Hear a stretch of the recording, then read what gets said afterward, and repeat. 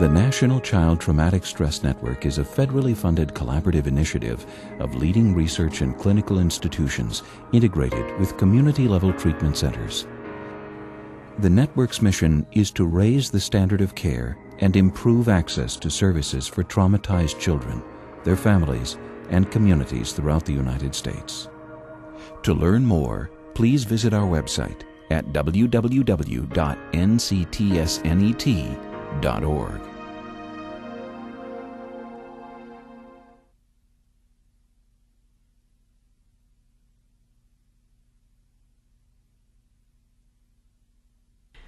All children and adults actively participating in the production of this video have completed an informed consent process and have volunteered freely to participate in this project.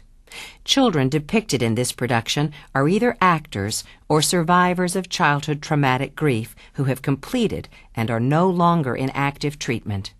We thank them for their participation and contributions to this video.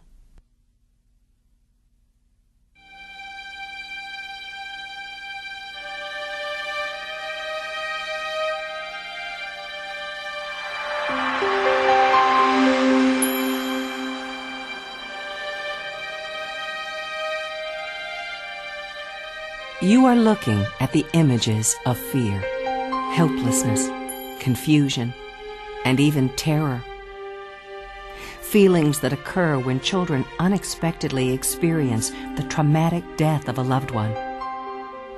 While it is certainly true that death is a part of life, the pain of losing a loved one can sometimes consume the lives of our children in ways that we are just beginning to understand.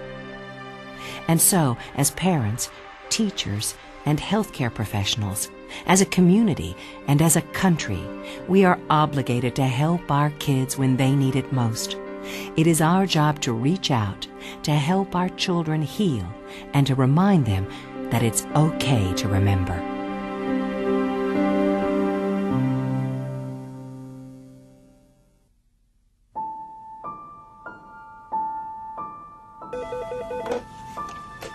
This is Dr. Cohen. Dr. Judith Cohen is Medical Director of the Center for Traumatic Stress in Children and Adolescents at Allegheny General Hospital in Pittsburgh. Since 1981, she and her colleagues have been treating children and families forced to deal with the traumatic death of a loved one due to such circumstances as shootings, stabbings, drug-related deaths, and the devastating impact of inner-city gang violence. In 1994, however, the center was confronted with a new challenge that resulted in looking at the phenomena of traumatic loss even more closely. Late in the afternoon on September 8th, U.S. Air Flight 427 crashed outside of Pittsburgh, killing everyone on board.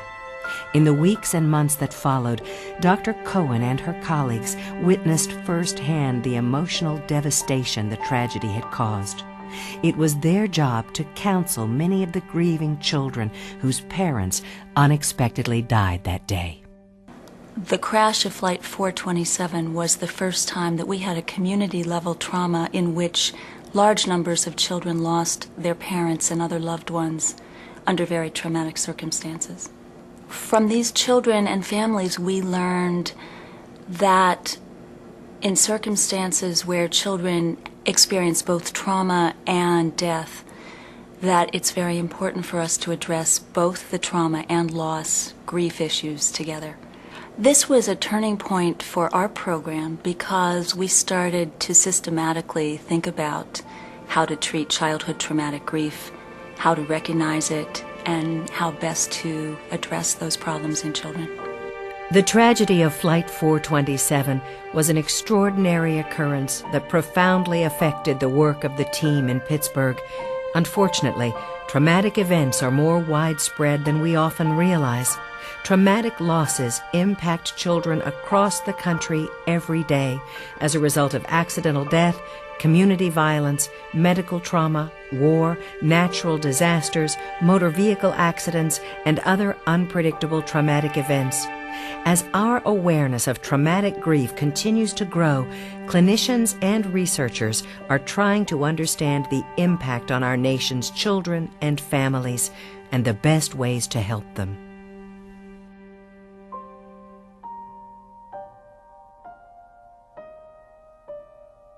We know children grieve, often very deeply.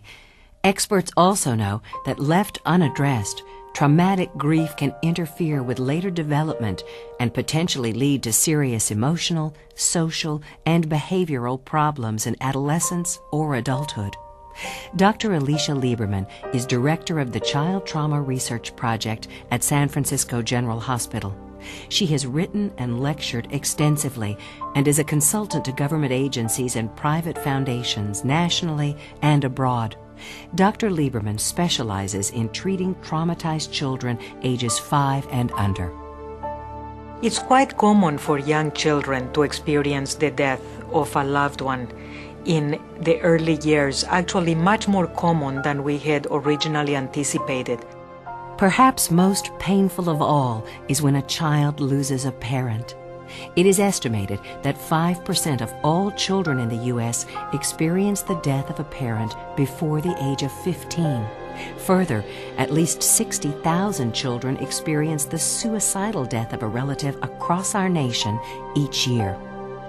We are finding, for example, that children under 3 are often present when a sibling or a parent dies in traumatic circumstances. These are often young children with young parents, and so we have to remember that young parents don't usually die because of chronic illness.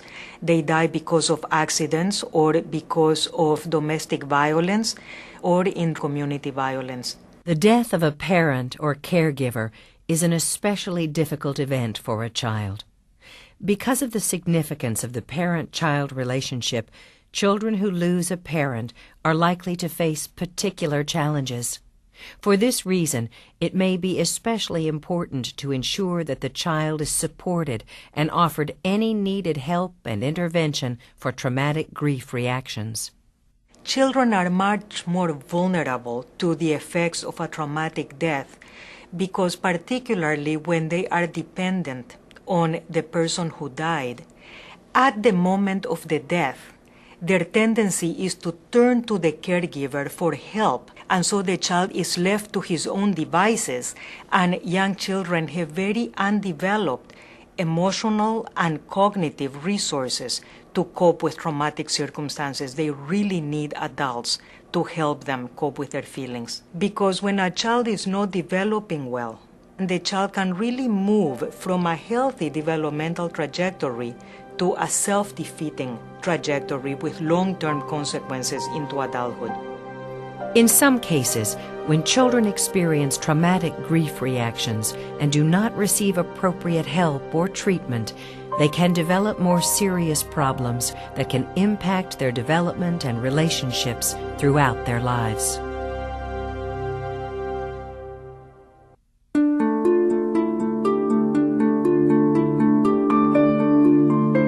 Childhood traumatic grief is a condition that children may develop after a loved one dies under circumstances that they perceive as traumatic. Childhood traumatic grief is a condition in which children who lose loved ones under very unexpected, frightening, terrifying, traumatic circumstances develop symptoms of post-traumatic stress and other trauma symptoms which interfere with their ability to progress through typical grief tasks because they're stuck on the traumatic aspects of the death. This prevents them from being able to grieve the loss of their loved one and can affect them in profound ways that can last the rest of their lives. Bob Pynoos was one of the few people who had discussed helping children with that condition. Dr. Robert Pynoos is a nationally recognized expert on children and trauma. He was a lead consultant after the Oklahoma City bombing and the Columbine shootings. Today, he is co-director of the National Center for Child Traumatic Stress. Many years ago, when I began some of this work with children who had witnessed a parent's murder, I worked with an 11-year-old girl, just about 12, who had been at home asleep in her bedroom when an estranged boyfriend, for whom there had been a restraining order, came in after many months away and shot and killed her mother on the living room sofa, awakening her so that she actually became a witness to the killing as well as to the aftermath. She found the challenges of this death very difficult afterwards. It was hard for her to talk about a mother who she dearly loved without going back to what it was like to be in that room. What happens afterwards when you're in that circumstance is the focus is on your mom's been killed, not on what it was like to be standing at the door and frozen in place, worried for yourself as well as for what's happening to your mother. No one was helping her with that. Lisa was emotionally stuck back at the scene of the murder. Normal life experiences became reminders of the event, often triggering self-destructive behaviors. If you've seen a fight escalate into a death, then any time you see conflict, you may expect it to escalate into something much more serious, which means you won't engage in some of the normal daily things that might have to go on in interpersonal life that can have a constructive outcome. Violent experiences can interrupt gaining that competency. But you need that for school. You need that for later life. You need that for later events that happen in life. Another common symptom of childhood traumatic grief is depression. But depression is a common occurrence after traumatic bereavement. So you now have a child who may have both traumatic stress and depressive conditions, which can take a real heavy toll on child development and may carry long-term consequences for the child. An unexpected death, particularly when it is traumatic, generates what we call secondary adversities, which are unexpected stresses in the way the family conducts the everyday life of the family and of the child. Secondary adversities can include such challenging issues as a change in the primary caregiver for the child, a change in the child's place of residence or school, a disruption to the family's financial stability, or even involvement with law enforcement or the judicial system. All these are questions that the family is grappling with, often without guidance, and it's important for the therapist to raise these questions and to participate as a partner in coming up with decisions that will be supportive of the child. We now know that the thousands of children who witness the violent or traumatic death of a loved one every year are extremely vulnerable. Without careful intervention, the symptoms of childhood traumatic grief could have lifelong consequences that impact not just the child, but also families, friends, and communities.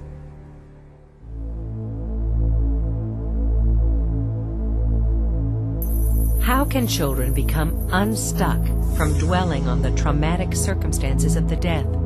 There are established treatments for bereavement and post-traumatic stress disorder. In the past decade, researchers have begun to adapt them for the treatment of childhood traumatic grief. In September of 2001, this groundwork proved vital. More than 10% of New York City public school students had family members who were involved in some way in the World Trade Center attacks. For these children, it was a traumatic experience unlike any they had ever seen before. Dr. Robin Goodman had worked for many years with child cancer patients.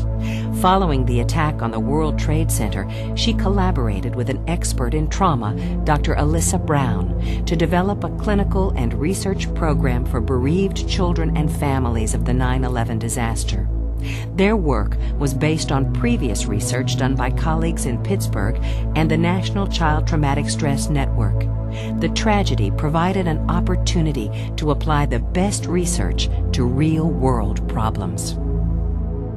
Working with bereaved children who have been bereaved for all different reasons, you start to realize that some do better and some are not doing better after a period of time. And you wonder why. And when 9/11 happened, there was a big group of children that all had a very specific traumatic experience. And then it started to make sense that the traumatic aspect of that kind of a death really might be what's interfering with kids' ability to kind of grieve in a what we think of as typical and sometimes helpful way. When children had an experience like this, you realize it's a rather significant event in their life. What you want to help them do is figure out a way to integrate the experience into their life and have it become part of their life as they move on, not the only part of their life.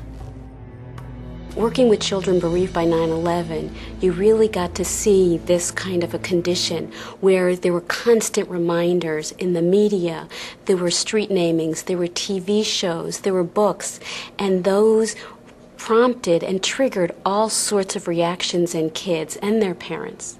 After 9/11, it was very clear how a traumatic situation can really affect one's reactions to the loss and death of someone that's so special and makes it more complicated. Researchers and clinicians who have worked with and studied children experiencing traumatic grief reactions have found that children's reactions to traumatic reminders about the person who died or reminders of how the person died can be particularly challenging. The child may become distressed when different people, places, or situations trigger upsetting thoughts and memories. In therapy, the child comes to identify and understand the triggers and how to cope with them. Experts on child traumatic grief have identified 3 main types of traumatic reminders that can be distressing for children. There are 3 kinds of reminders that children may experience which can cause symptoms or difficulties. The first is a trauma reminder, and a trauma reminder is any person, place, situation, or prompt that will make the child think about the traumatic nature of the death. The other kinds of reminders are loss reminders and change reminders. Loss reminders are any situation or person or place that reminds the child of the person who's died. The third type of reminder is a change reminder, and this is related to secondary adversities that children may experience as a result of the death of a parent or other loved one. A change reminder is anything that reminds the child that their circumstances in life have changed as a result of the person's death. So trauma, loss, and change reminders can segue into trauma symptoms and can interfere with the child's ability to grieve the deceased person. If children don't address the trauma reminders, either by creating a trauma narrative or through some other method of directly confronting their traumatic memories, they are likely to avoid those reminders. This can lead to children believing that they don't have an ability to cope with upsetting feelings, so that the only way to cope is by avoiding or even becoming emotionally numb. Clinicians and researchers from the National Child Traumatic Stress Network, representing diverse professional backgrounds and areas of expertise, have collaborated and agreed on the most helpful aspects of treatment for childhood traumatic grief. The treatment incorporates elements used by experts with a more traditional psychotherapy approach and those using a more structured, skills-based format. These intervention techniques have been shown to be effective and should be individualized to the family's personal and cultural beliefs. Treatment should also be adapted to the specific needs of young children, groups, and teens. It is often best to help the child experiencing childhood traumatic grief cope with both the trauma and the grief-related reactions. In the context of a strong and trusting therapeutic relationship, the child and therapist can begin the gradual process of coping with the traumatic loss.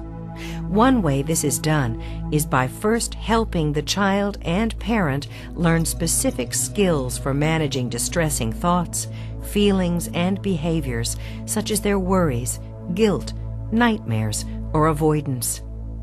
A beginning step is to teach the child to identify and better control his or her reactions to unpleasant reminders and memories. Only when the clinician believes the child has gained these new skills and is ready, the child begins the process of confronting his or her traumatic experience in a safe, trusting, and controlled environment. One method for helping the child deal with a traumatic death is by having the child tell his or her story through the creation of a trauma narrative.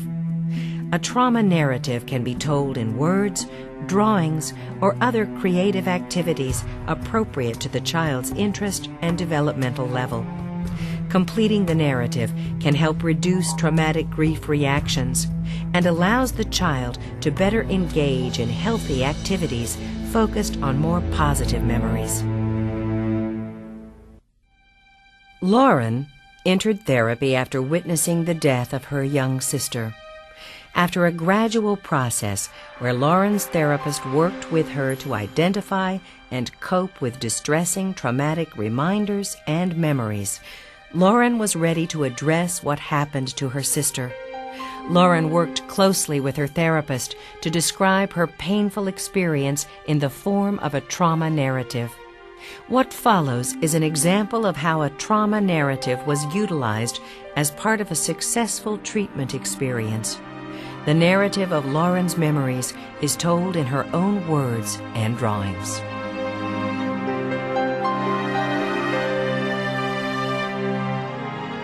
My sister died on September 27, 2000. She was 5.5 years old. On a day like any other, 8-year-old Lauren was playing on a second-floor sun porch with her younger sister, Kelsey. Lauren briefly left the porch. When she returned, she couldn't find her sister. I looked around the house and she wasn't there. Kelsey had climbed through a window of the porch and fallen from a second-story window to the ground below. I went outside to see if Kelsey was okay. I was staring at her. Her eyes were closed. Lauren immediately ran to get her father. Daddy, Kelsey's on the ground. We went outside. My dad was holding Kelsey's head. I felt sad and a little scared. They called the ambulance and waited the long minutes for it to arrive. In Lauren's case, her parents brought her to therapy about 6 months after the death of her sister, and she still experienced, as you would expect, a lot of anxiety, sadness, nightmares, difficulty sleeping, and even some avoidance. She avoided playing in the backyard, for example, because that's where she found her sister. Every time she would experience a daily reminder of her sister, just even a positive memory, that would simultaneously trigger the traumatic memories so that the usual grieving process would be halted or interrupted. So creating this trauma narrative is a way to help the child, guide the child through telling their story, just a little at a time, gently guiding them through it, but always encouraging them to move forward. I don't think people, particularly children, have the ability to just walk their way instinctively through those trauma responses. It really needs a special kind of guidance. The trauma narrative is just one step in the process of healing. The full therapy process can take many months. I think parent involvement in this treatment protocol is really critical. It also happens to be very complicated because oftentimes the parent or caregiver is having their own traumatic grief response. Lauren's father rode to the hospital in the ambulance with Kelsey. Driven by a neighbor, Lauren followed. At the hospital, Lauren and her parents waited together while Kelsey was in the operating room. Finally, the doctor emerged and conveyed the awful news. I mean, we definitely weren't prepared. I mean, you read it in the paper, things happen, you always think it's not going to happen to you, it's not going to happen to us. I mean, we feel we're pretty good parents, watch our kids, and then, you know, an accident happens. You don't get to say goodbye. You know, so many things you just don't get to experience. And if we wouldn't have sought help, I don't think our family would have lasted. I mean, there's times I didn't even want to get out of bed, but I have Lauren. I couldn't see going through what we did without without making sure that she did get the help she needed. And by her going, it helped all of us. We watch Lauren grow every day, and Kelsey's just still, Kelsey. She'll always be 5 years old, and that's really hard that she's not going to grow up. I mean, she'd be 9 years old today.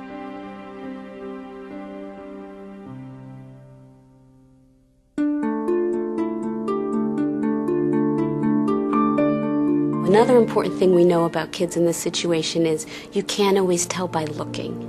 So what you have to do is look at how they're behaving, sometimes what they're not saying or what they're not doing. Parents and professionals and teachers have to look at their children and think about what might be going on that is unspoken. Unfortunately, there's often a tendency to think either that kids will get over something that's awful or that it wasn't that bad for a child. And both of those kinds of attitudes aren't helpful for kids that have childhood traumatic grief. Because violence and trauma are often concentrated in urban neighborhoods, there are hundreds of communities across the country faced with the reality of childhood traumatic grief every day. Traumatic loss is one of many types of trauma faced by our nation's children. Exposure to trauma can also result from such issues as community and domestic violence, abuse, maltreatment, medical trauma, natural disasters, and other traumatic events.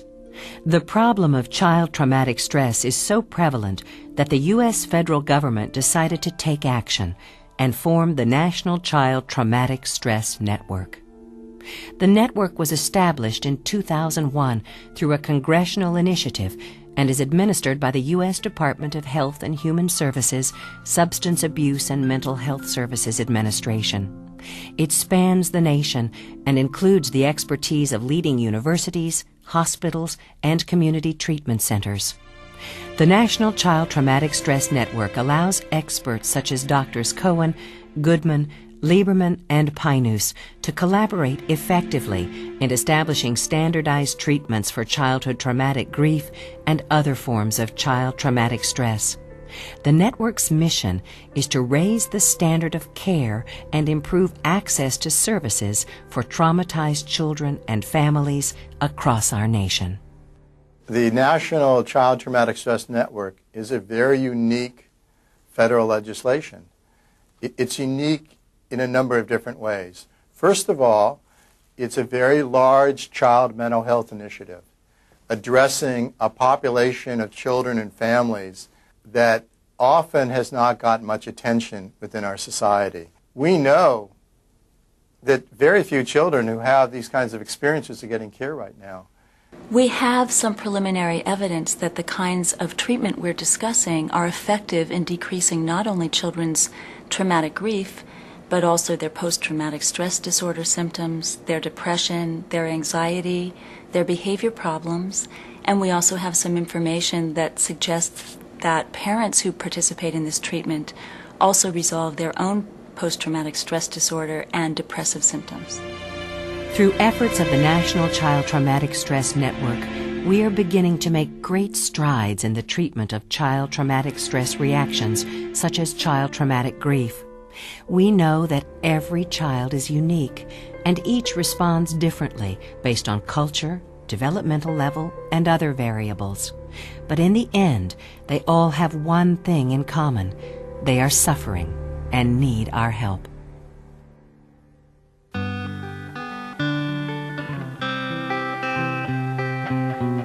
Medical and mental health professionals have learned much from the violent events of recent decades, both about the effect of trauma on kids and ways to help.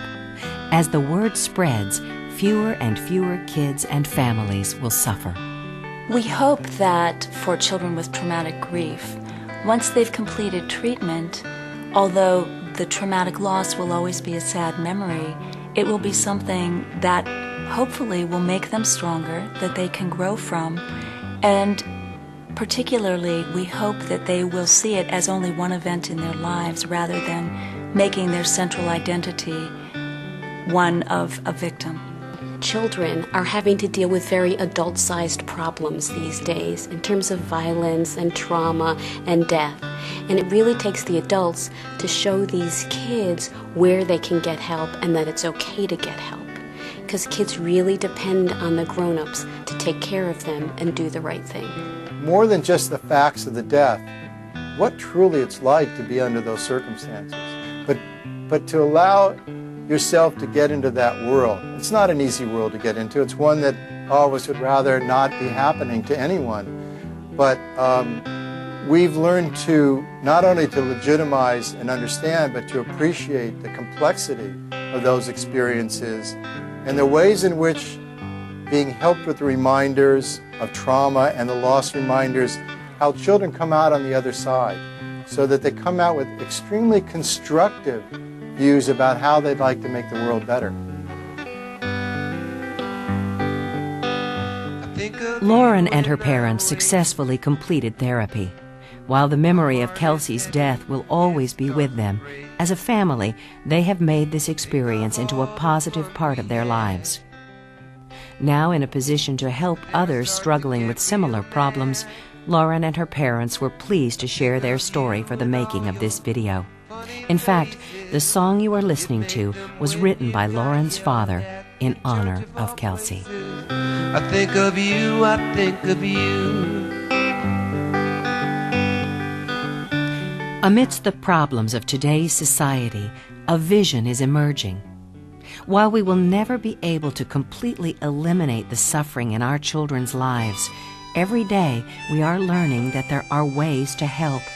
Every day, parents, teachers, and healthcare professionals all across the country are proving that help is on the way. Together, as we strive for a brighter future, we can help our children understand that there is hope, that they can heal, and it's okay to remember. If you are a parent, caregiver, or other concerned adult worried about a child who may be experiencing childhood traumatic grief reactions, please consult with a qualified medical or mental health care provider who works with children in your community. Practitioners are strongly encouraged to seek out additional consultation, training, and supervision in order to develop your expertise related to childhood traumatic grief and its treatment. For additional resources, please consult the companion training video and print curriculum. To learn more about childhood traumatic grief or other issues related to child traumatic stress, please visit our website at nctsnet.org.